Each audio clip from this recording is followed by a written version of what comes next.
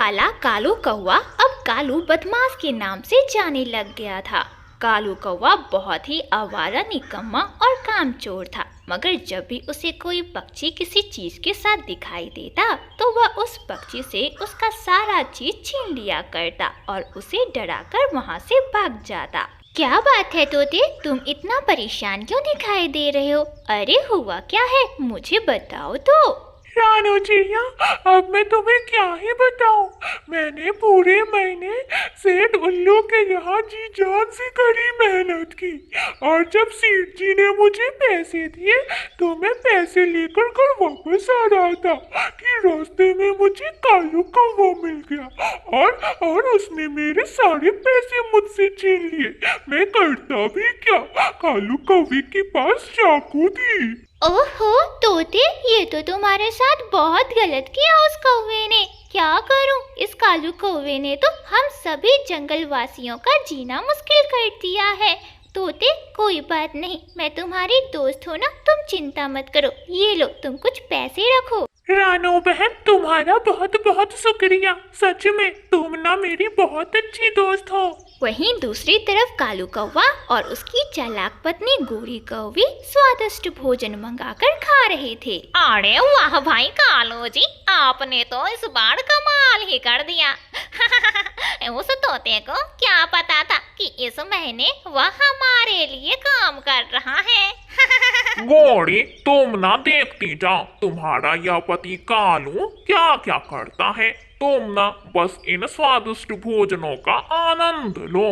गोरी, मुझे तो पता चला है कि बुलबुल बहन के पास एक मोटी सी सोने की चेन है। मैं कल ही उसके घर पर जाता हूँ और उस मोटी सी चेन को तुम्हारे लिए लाता हूँ। और इस तरह धीरे धीरे जंगल में अगली सुबह भी हो जाती है। और अगली सुबह होने के साथ साथ कालू कौवा बुलबुल की छोटी सी बेटी को पकड़ लेता है और उसे धमकाने लग जाता है। बुलबुल बहन, अगर तुम्हें अपनी इस छोटी सी बेटी की जान प्यारी है ना, तो तुमने जो अपने गले में वो सोने की मोटी चेन पहनी हुई है वो मुझे दे दो, वरना मैं इसे मार डालूंगा।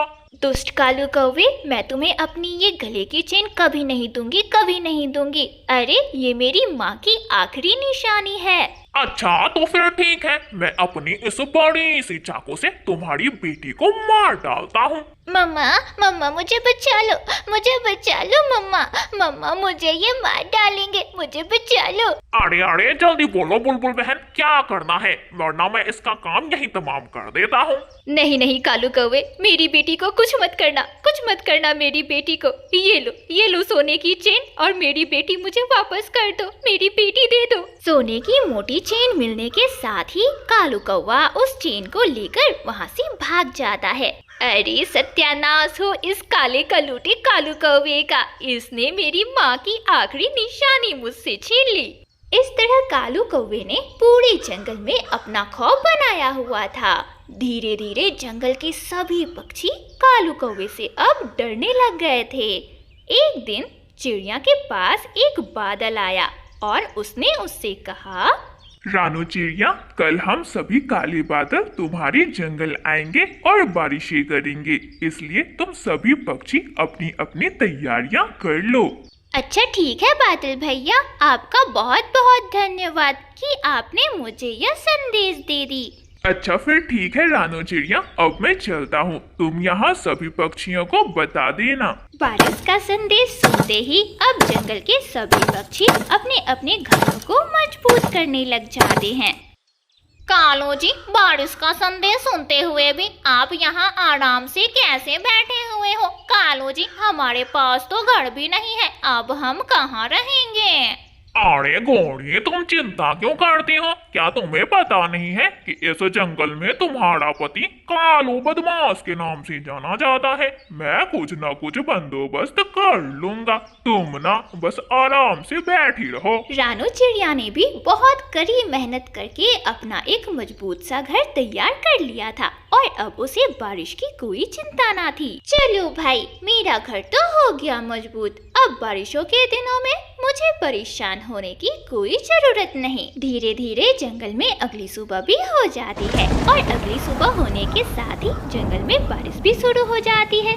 कालो जी, ये बारिश का पानी कितना ठंडा है। कालो जी, जंगल के सभी पक्षी अपने अपने घरों में बैठे बारिशों के मजे ले रहे होंगे और हम यहाँ बैठे भीग रहे हैं। कालो जी कुछ करिए ना।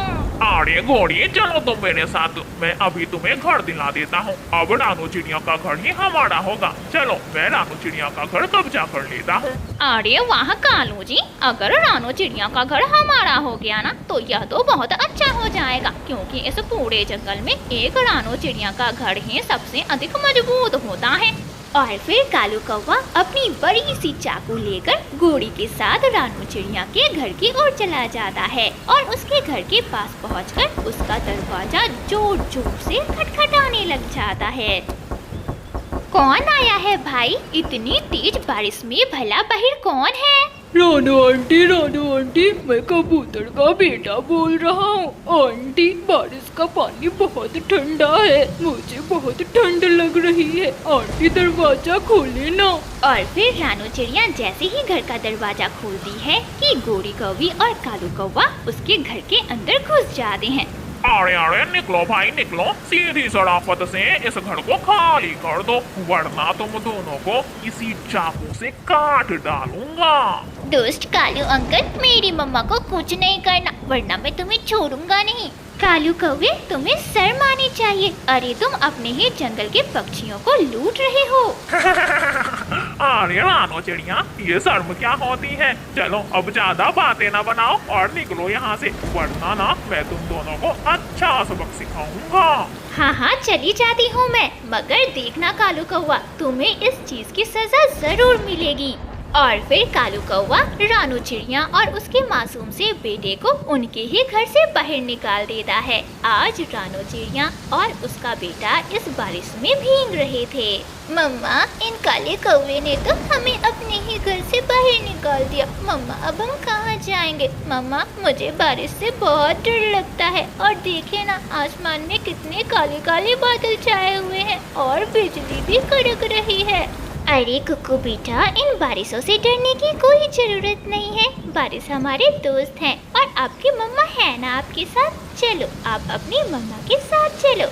और फिर रानू चिड़िया अपने बेटे कुकू को अपने साथ लेकर कबूतर के घर पर चली जाती है। अरे बाप रे, ये क्या कह रही हो रानू चिड़िया? उस कालू बदमाश ने इतनी तेज बारिश में तुम्हें अपने ही घर से बाहर निकाल दिया। अरे ये तो उसने बहुत गलत किया, काश उसे कोई सबक सिखाने वाला होता। कबूतर भैया, मैं अपने बेटे कुकू को यहाँ छोड़कर कुछ देर के लिए बाहर जा रही हूँ। जब तक मैं वापस नहीं लौट आती तब तक आप मेरे बेटे का ख्याल रखना। मगर मम्मा, आप इतनी तूफानी बारिश में कहाँ जा रही हो? कुकू बेटा, मैं अभी आती हूँ, बस आप कबूतर अंकल को परेशान न करना। और ऐसा कहते हुए रानू चिड़िया वहाँ से चली जाती है। अरे क्या बात है रानू चिड़िया, तुम इतना ज्यादा परेशान क्यों दिखाई दे रही हो? और इतनी अधिक तेज बारिश में तुम यहाँ क्यों आई हो? और फिर रानू चिड़िया अपने दोस्त बादल को उस बदमाश कालू कौवे की बदमाशी के बारे में बताती है। बादल भैया, आज ना आप मेरे साथ चलो। आज मैं उस कालू बदमाश की सारी बदमाशी निकाल कर ही रहूंगी। आप मेरे साथ चलो। बादल रानू चिड़िया का बहुत अच्छा दोस्त था, इसलिए रानू चिड़िया के कहने पर बादल उसके साथ चला जाता है। रानू चिड़िया, तुम मुझे यहाँ क्यों लाई हो और अब मुझे क्या करना है? बादल भैया, आप अपनी बिजली इस घर पर गिरा दे। वह कालू बदमाश इसी घर के अंदर बैठा हुआ है। अब जल्दी करे बादल भैया, जल्दी से अपनी बिजली इस घर पर गिरा दे। ठीक है रानू चिड़िया, मैं अपनी बिजली अभी गिराता हूँ। और फिर वह काला बादल अपना पूरा जोर लगाता है और उस घर पर अपनी बिजली गिराता है। इतनी खतरनाक बिजली गिरने से वह घर टूट जाता है और बदमाश कालू कौवा और चालाक गोरी कौवी की वहीं मौत हो जाती है। और इस तरह वह बदमाश कालू कौवा अपने अंजाम तक पहुँच जाता है।